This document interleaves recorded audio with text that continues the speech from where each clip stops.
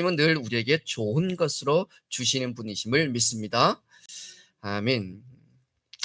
혹시 여러분 그 한 가지 말씀 시작하기 전에 좀 부탁드리고 싶은 게 있는데요. 여러분들 혹시 그 휴대폰 있잖아요. 휴대폰을 바로 꺼내실 수 있는 분은 가방 깊이 있으면 놔두시고 비행기 모드로 지금 전환해 주십시오. 왜냐하면 다른 것 때문이 아니라 1층에 지금 저희가 아래층 못 내려오시는 분들을 위해서 1층에 스마트 TV가 있는데 그 TV 지금 네트워크 문제가 계속 매주마다 발생을 하고 있어요. 그래서 요금제를 변경해 볼까 몇 번을 지금 소통하고 거기 담당 엔지니어도 다녀갔고 그러면서 요번 주부터 좀 하나하나 단계별로 좀 테스트를 하고 있는 중이거든요. 그래서 혹 간섭 효과가 있을 것 같아서 여러분께서 갖고 계신 휴대폰을 비행기 모드로 좀 전환을 해 주시면 감사하겠습니다.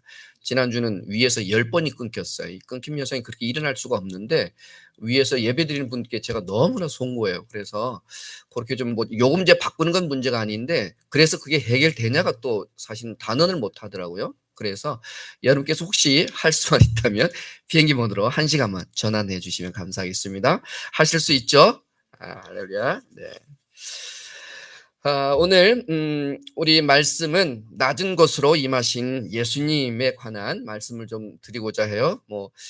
제가 말씀을 전하기가 참 민망할 정도로 여러분이 다 눈물을 흘리고 계셔가지고 제가 참 힘드네요. 어, 우리 공동체가 그렇게 살아있는 공동체, 사랑의 공동체, 기도하는 공동체가 될 수 있길 주의 이름 축복합니다.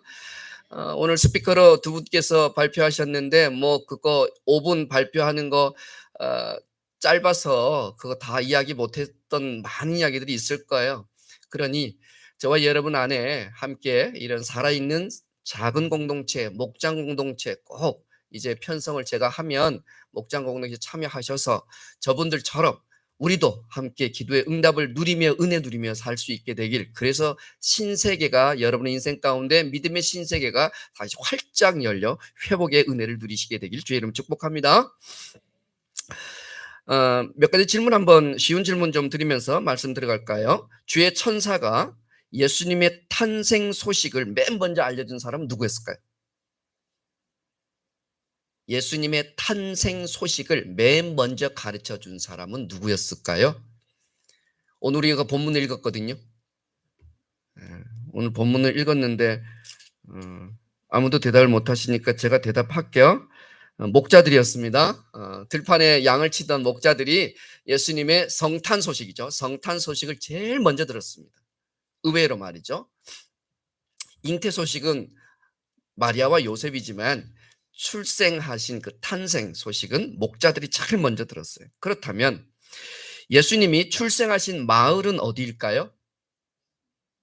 네, 아유, 네, 기억을 또 더듬어 말씀하셔 감사합니다. 베들레헴입니다.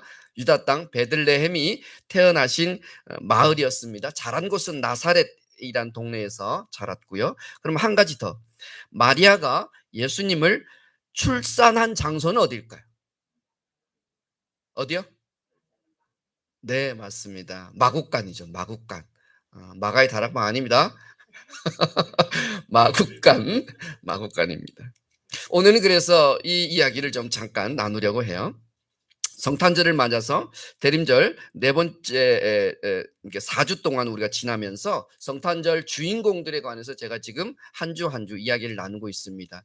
지난주까지는 우리가 요셉과 마리아를 각각 한 번씩 우리가 다루었고요. 오늘은 목자에 관한 이야기를 좀 다루려고 합니다. 목자.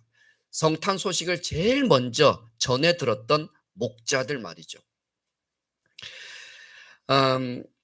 그런데 저는 매해마다 맞는 이 성탄절을 지나면서 늘 그런 의심과 생각을 하게 돼요. 만왕의 왕이시고 만군의 주로 오신 성탄하신 이 예수님의 이 성탄 소식을 가만히 들여다보면 우리의 상식과 이해를 초월하는 몇 가지 특징들이 있어요. 첫 번째는 남자와 동침하지 않았는데 결혼을 약속한 정혼한 처녀 마리아가 성령으로 잉태되었다라고 하는 사실 말이죠.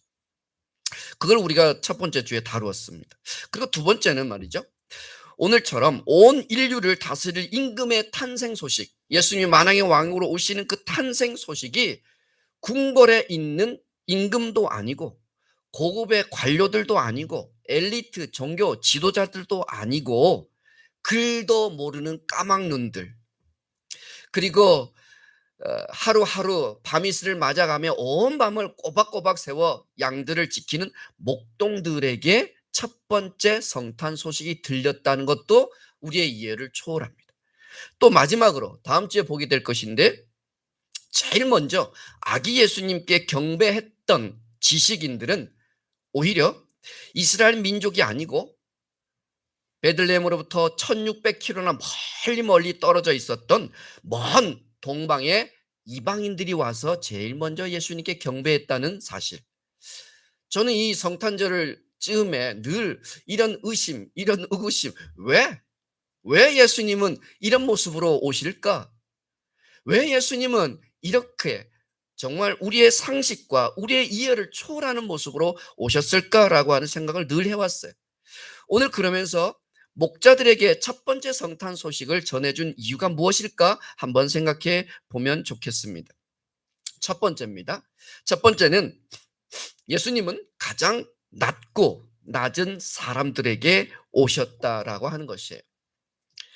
1세기 유대 사회는 혈통이나 그리고 종교적인 지위나 경제적인 상태에 따라서 엄격하게 계층화된 사회 신분 사회를 갖고 있었습니다.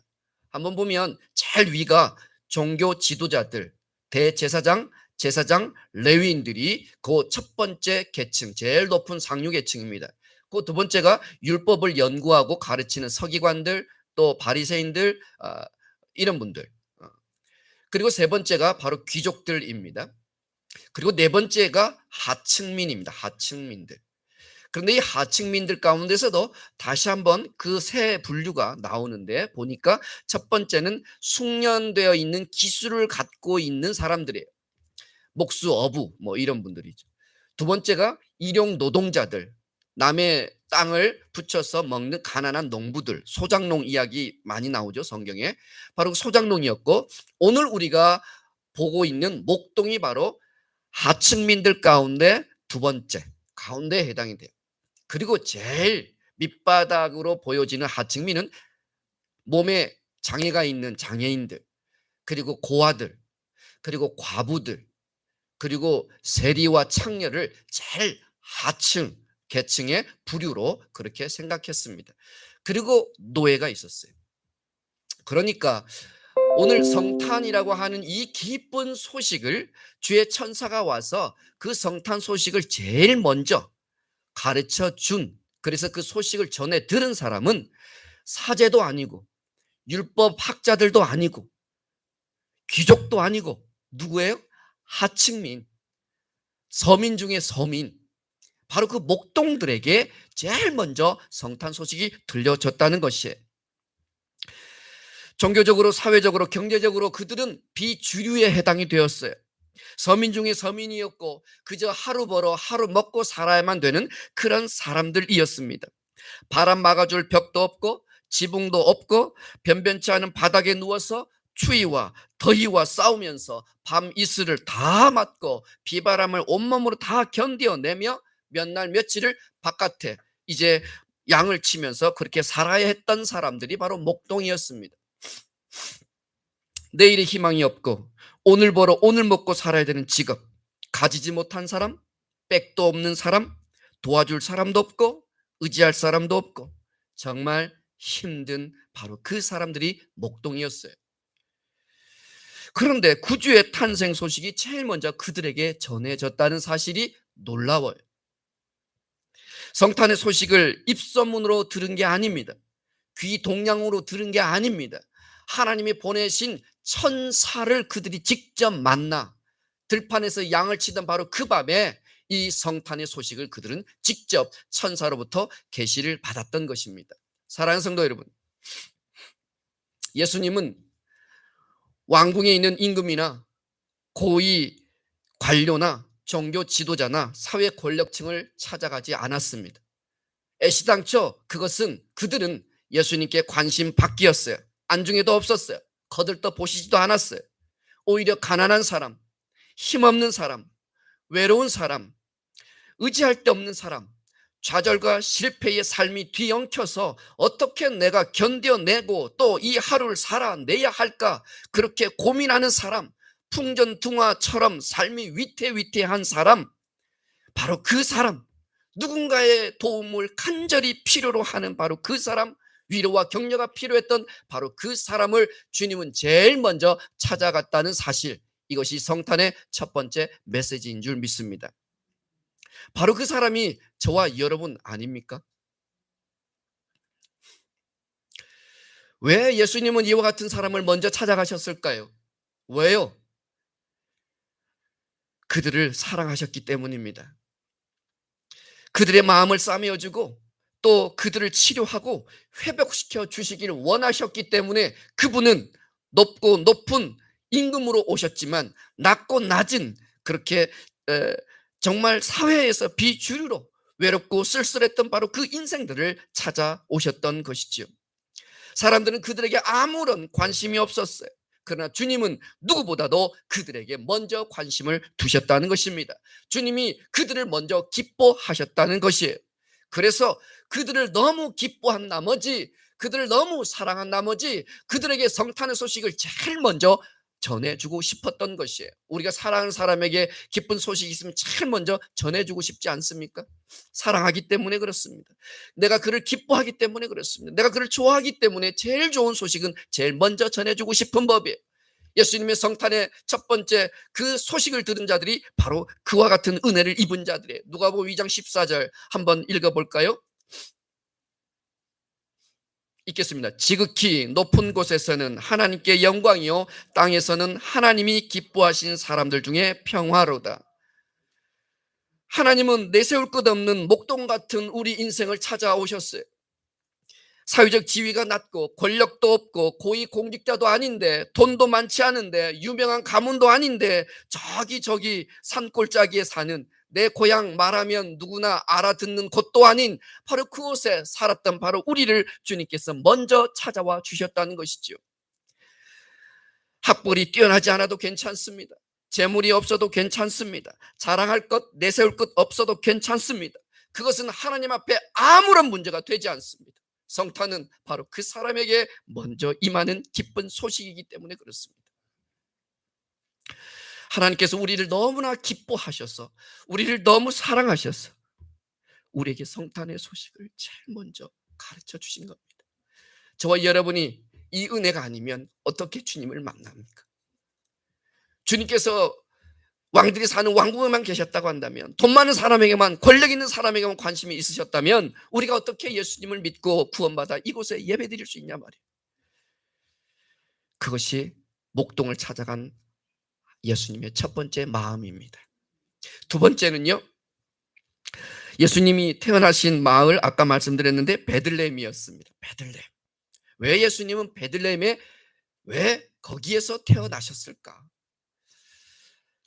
로마의 속국으로 있었던 이스라엘에 갑자기 로마의 황제가 아우구스투스라고 하는 황제가 세금을 걷고 또 군대에 입대시킬 수 있는 인원을 인구수를 파악하기 위해서 호적 등록을 하라는 명령을 내리게 됩니다. 그래서 호적 등록의 명령 때문에 그들의 고향으로 가야만 했어요. 모든 유대인들이 뿔뿔이 흩어져 사방팔방에 흩어져 살다가 이 호적을 등록하라고 하는 명령이 떨어지는 바람에 그들 모두가 자기 고향을 이제 찾아서 가서 거기서 호적 등록을 해야만 되는 상황이 벌어졌어요. 그런데 요셉과 마리아는 바로 베들레헴이라고 하는 그곳이 고향이었거든요. 그래서 그들이 그 고향길을, 그 먼 여행길을 이제 나사렛에서 떠날 수밖에 없게 되었습니다. 나사렛에서 그 고향길 베들레헴까지의 거리가 100km가 넘습니다. 그런데 정확하게 145km, 제가 이렇게 정리해 본 게 145km 떨어져 있는 곳이래요. 그런데 생각해 보세요. 그때는 하필 마리아가 임신한 채 막달이었습니다. 마지막 달이었다고. 10번째 되는 달에 이 먼 길을 이제 나귀에 태워서 부인을 이제 먼 길을 이제 고향길로 이제 가야 하는 거예요. 터벅터벅 가는데 발빨리 가는 다른 사람들보다 이들의 그 여행길이 얼마나 더디고 천천히 가야만 했겠어요. 힘들고 어려운 그 145km나 되는 그 이동 경로를 하룻밤을 지나고 이틀밤을 지나면서 그렇게 고향길을 향해서 가게 되었어요. 그래서 그들이 드디어 도착하게 된 그 베들레헴, 도착해 보니까 웬걸요, 전국 각지에 흩어져 있었던 많은 사람들이 이제 그 베들레헴의 고향을 찾아서 온 그 많은 사람들 때문에 그 작은 베들레헴 마을이 북적여 방을 얻을 수가 없는 거예요. 빨리 온 사람 차지요, 돈이 있는 사람의 차지가 다 돼버린 거예요.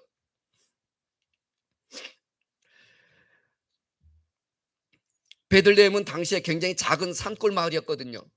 그 베들레헴이라는 곳이 성전이 있었던 예루살렘으로부터 10km, 20리가 더 떨어져 있는 거리에 있었어요. 그리고 작은 산골 마을이다 보니 300명에서 500명 정도 살았을 것이라 성서학자들은 그렇게 추측합니다. 그러면 한 가정에 5명이 산다고 생각해 보면 500명이면 100채 가옥이 있는, 또는 뭐 50에서 100채 가옥이 있을 정도의 그런 작은 마을에 베들레헴이, 바로 그것에 그들이 당도한 것입니다. 그런데 주님께서는 바로 그렇게 작은 산골 마을, 시골 마을에서 태어나신 것이지요. 왜 왕궁에서, 예루살렘 성에서 태어나지 않으시고 그것도 작은 마을, 산골 마을 베들레헴에서 태어나셨을까? 미가서 5장 2절에는 이렇게 말하고 있어요. 한번 볼까요? 그 마을이 얼마나 작던지 미가서도 이렇게, 미가 선지자도 이렇게 표현해요. 한번 읽어보겠습니다. 시작. 베들레헴 에브라다야, 네가 유다 족속 중에 작을지라도 이스라엘을 다스릴 자가 너에게서 내게로 나올 것이라. 작을지라도. 그러니까 미가 선지자도 이 베들레헴이 굉장히 작은 마을이라고 하는 사실을 알았고, 이미 8세기, 주전 8세기 아니 6세기 전에 미가 선지자는 이 예언의 말씀을 들었단 말이에요. 베들레헴이 얼마나 작은 마을이고 동네인지, 그러나 너는 결코 작지 않게 될 것이다. 그곳에서, 왜요? 다윗의 후손 예수 그리스도가 왕으로 나실 거기 때문에, 이렇게 말할 정도로 매우 작은 공간이, 마을이 바로 베들레헴이었어요. 주님은 왕궁에서 태어나지 아니하시고 가장 평범하고 가장 가난한 모습으로 그렇게 산골 마을에 태어나신 것입니다. 이 역시 또한 우리에게 주는 의미가 매우 크지요. 예수님께서 베들레헴에 태어날 수밖에 없었던 두 가지 이유가 있었습니다. 하나는 구약의 말씀을 성취하기 위한 것이었습니다. 바로 다윗의 후손, 다윗의 씨가 그곳에서 나올 것이라고 하는 주님께서 다윗에게 그를 왕으로 선택하실 때부터 그 위가 영원하리라 라고 예언의 말씀을 주셨거든요. 그래서 주님께서는 나사렛에서 태어나시지 않고 베들레헴까지 와서 그 베들레헴의 고향이었던 다윗의 고향, 또 요셉의 고향이었던 바로 그곳에서 태어나시면서 예언을 성취하신 겁니다. 두 번째 의미가 있습니다. 예수님이 얼마나 겸손한 왕으로 오셨는지를 우리에게 말씀해주고 있는 상징적 의미가 있습니다. 예수님은 임금들처럼 권력을 행사하시고 과시하고 힘을 자랑하시는 분이 아니십니다. 군림하고 다스리고 억압하는 왕으로 오신 게 아닙니다.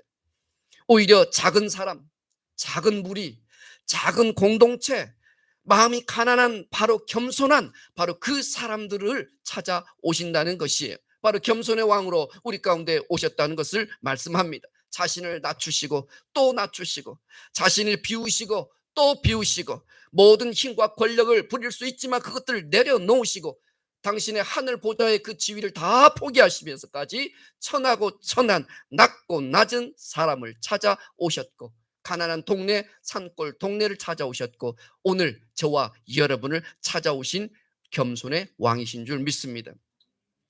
베들레헴이 어디입니까? 다윗의 고향 아닙니까? 다윗은 비천한 목동 출신이었습니다. 그럼에도 불구하고 그 땅에서 가장 위대한, 이스라엘의 영원한 기억될 만한 왕이 바로 다윗 왕인 걸 우리는 너무 잘 알지 않습니까? 마을이 작다 하여, 그것이 산골이라 하여 그것이 하나님 앞에는 전혀 문제되지 않습니다. 내 신분이 낮다 하여 아무것도 그것이 하나님 앞에 문제가 되지 않아요. 세상은 출신 가문을 따지고 학벌을 따지고 돈과 권력이 있어야 출세한다고 이야기하지만, 그러나 그것은 우리 하나님께는 아무런 문제가 되지 않습니다. 오히려 하나님은 작고 연약한 것에서 위대한 역사를 만들어 내시는 분이신 줄 믿습니다.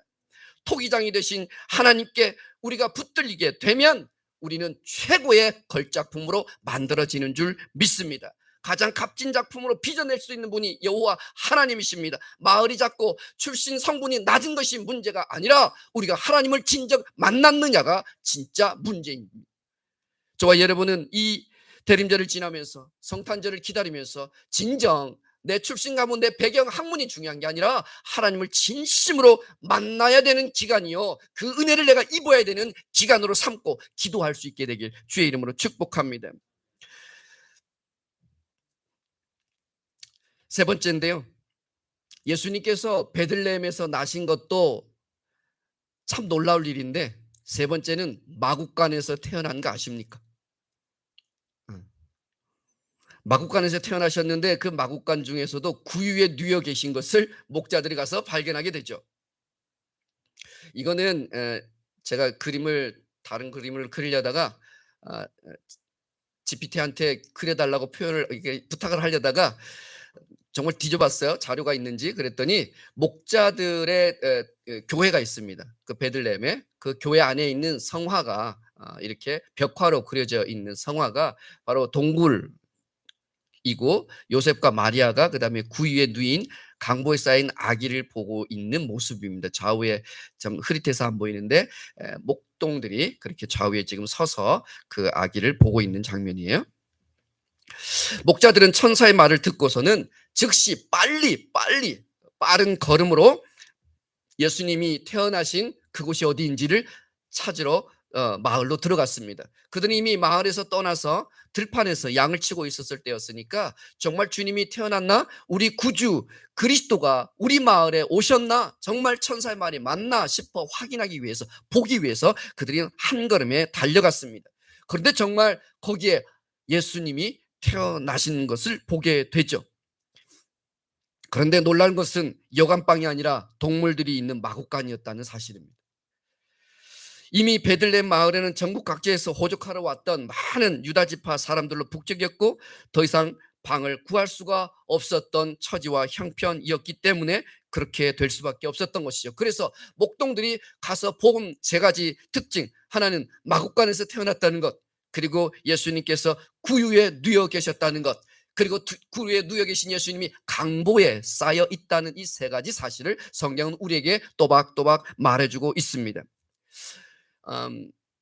여러분 잘 아시는 것처럼 마국간은 누가 살아요? 말과 양과 염소와 뭐 이런 짐승들이 살죠. 이스라엘의 가옥의 특징이 1층짜리 단층짜리가 대부분이었고 좀 부유한 집은 2층짜리 집이 있었다고 해요. 그런데 단층 집이 있지만 이 단층 집이 사람들이 살고 기거하는 방이 있고 벽도 없이 조금 경사되어 있는, 그래서 경사져 있는 바로 이쪽이 동물들이 함께 지냈다고 해요. 우리처럼 외양간이 따로 별도의 공간이 있어서 건물이 따로 있는 게 아니라, 그러니까 사실은 뭐 사람의 인기척들을 다 듣고 알고 보고 있을 수 있고, 또 예수님께서 만일에 그런 마국간에서 태어났다고 한다면 그 집주인도, 마국간의 집주인도 여전히 아기 예수가 태어난 것을 보고 듣고 알고 있었어요. 왜냐하면 성경을 제가 읽다가 다시 알게 됐는데 거기에 있는 모든 사람에게 이 소식을 목동들이 전했다는 말이 제가 이해가 안 됐거든요. 모든 사람이 있었나? 이 그림에도 없잖아요. 그 부모만 나오지, 목동과. 그런데 거기에 있는 모든 사람에게 이 소식을 전하였다, 이런 표현이 나와요. 그러니까 최소한 거기에 모여있던 사람은 누구예요? 마국간의 주인들이죠. 그리고 큰 마을이 아니었기 때문에 아기가 출산하는 또는 만삭이 돼서 온 마리아를 친인척들이 누군가는 보지 않았겠어요? 바로 그런 측면에서 거기에 그런 일이 있었는데, 여하튼 거기에 마국간이었고 구유에 누워 있었는데, 구유는 뭐예요? 도시에서 사는 친구들은 잘 모를 건데 말 밥통이잖아요.